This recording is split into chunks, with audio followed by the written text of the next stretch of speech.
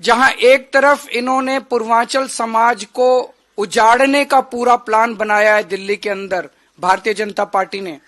मैं ये कहना चाहूंगा कि जब से आम आदमी पार्टी बनी है, हम लोगों ने दिल्ली के अंदर पूर्वांचल समाज को सम्मान देने और उनको बसाने का काम किया। मुझे आज भी याद है 2013 में दिल्ली में उत्तर प्रदेश से और बिहार से बहुत लोग आते हैं।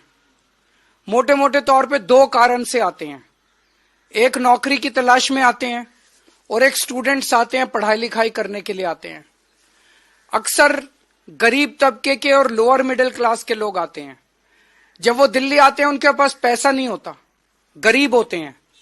दिल्ली में किराए बहुत ज्यादा हैं, इस वजह से वो रेगुलराइज्ड कॉलोनीज के अंदर, बड़ी बड़ी कॉलोनीज के अंदर किराए पे मकान नहीं ले सकते, तो वो कच्ची कॉलोनियों में जाते हैं और कच्ची कॉलोनी में या तो कोई घर खरीद लेते हैं या वहां पे किराए पे रहते हैं, क्योंकि वहां पे सस्ता है।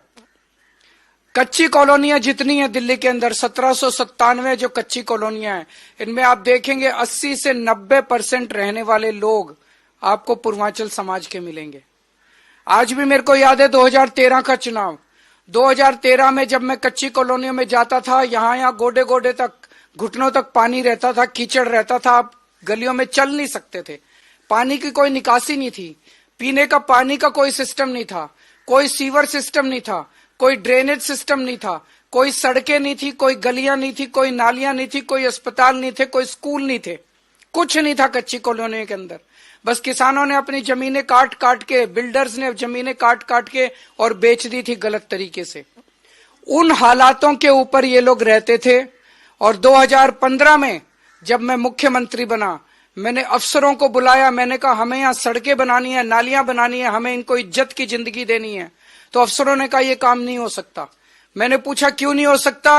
उन्होंने कहा क्योंकि सुप्रीम कोर्ट के ऑर्डर है, क्योंकि केंद्र सरकार के ऑर्डर है कि कच्ची कॉलोनी में विकास नहीं किया जा सकता।